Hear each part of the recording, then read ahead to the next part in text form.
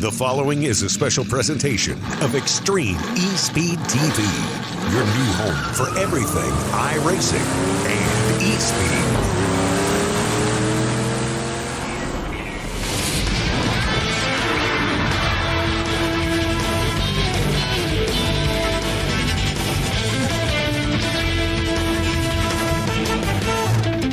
People want to have a one-stop shop.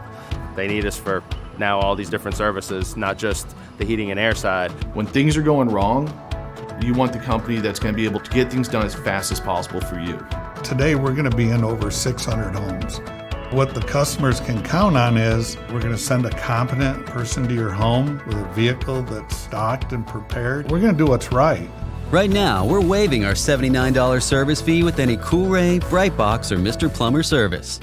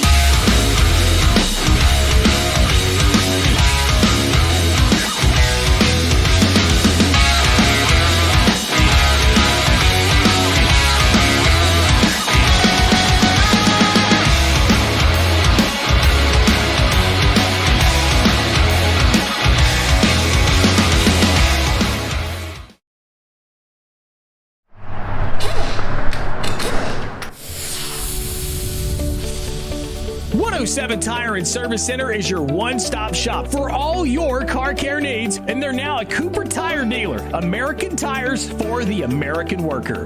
Buy a set of Cooper tires and get free tire rotation and repairs for the life of the tire. They have a 12,000-mile or 12-month warranty on most repairs. Check out 107 Tire and Service Center. They're located at 6256 Irwin Highway, Chuckey, or call them at 423-620-4970. For all your car care needs, 107 Tire and Service Center. Family owned and operated. And their number one goal is your satisfaction. Find 107 Tire and Service Center on Facebook or call them today at 423-620-4970.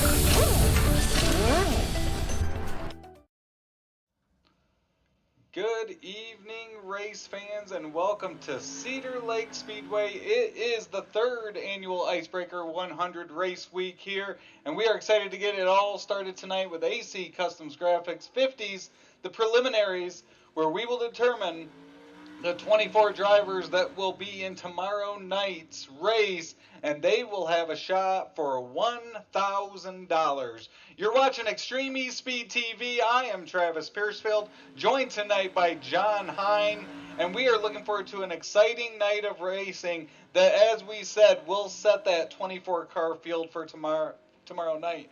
Just a reminder, we have two rooms open on the Extreme ESpeed TV YouTube channel tonight. You are in room A. Room B is also going at the same time. You can tune in and listen to Cody early there. But, John, what should we expect here tonight at Cedar Lake? Well, first of all, you can't, the elephant in the room, there's $1,000 at the end of this rainbow. These boys are going to be probably going for it. They're not going to have a whole lot of time to relax. And I'm telling you, with this field and these drivers and some of these names in here, you better be on it from the time the first green flag flies in qualifying to that checkered flag in the feature. And you've been a part of these before, John. We've got 31 cars here as a part of our preliminary event. and we take 2 from each heat and then 6 from the B main. When you're trying to move on through an event like this and eventually get to that big show for the chance at the big money, what kind of does it do to your driving style that maybe is different than normal? Well, normally you're just kind of, okay, I want to make the show, whatever. But with the top 2, that means you're probably going to have to be a little aggressive. And that means, you've got to go. I mean, if you're starting in row 2, well, guess what? You're out of a transfer spot. You've got to be aggressive. You don't want to wreck anybody, obviously, but you've got to be aggressive. You got to make it work. You got to make it work right off the bat and get up in that top 2. So that's the biggest difference. The give and take that you would see like in a weekly show, or even what you normally would see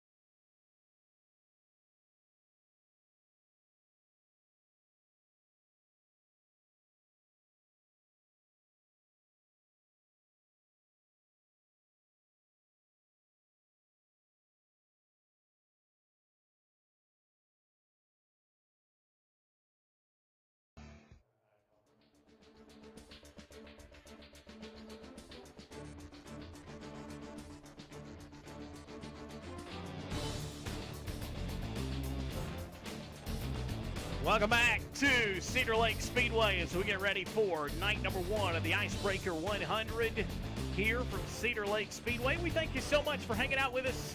I am Cody Early, joined by Melvin Young tonight. We want to give a shout-out to Andy Piercefield, originally supposed to be in the booth with me, a little under the weather, and we hope to have him, of course, back. And Melvin, it won't be long. The Pro Late Model Dirt Series will officially kick off its 2023 season, and when we do that, well, we'll do that with, of course, an event at Charlotte, and then the old dreaded Winter Nationals, 3 straight nights at Volusia. That really was a changing of the guard last year during the season with those 3 double points races back to back to back.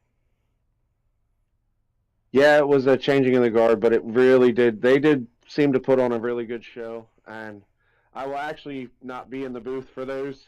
Thank you, but yeah, I will enjoy the racing from the control center, so it'll be a nice change of pace for me.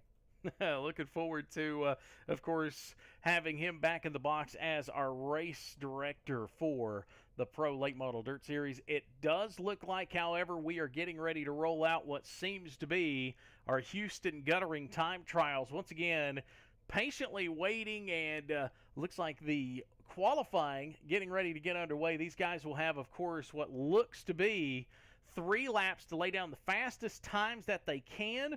We'll see if we can't pick up some of these drivers. Once again, iRacing not letting us access these solo runs, but we'll work once again to see if we can't get some times in. We are seeing those times, and they are live up on your screen as far as times go. It's still Braswell. Melvin, he was fast in hot laps, and right now to 13.56. 13.56, he's top of the board. Scott Frisco's 13.57. That tells you how quick the top of the board is.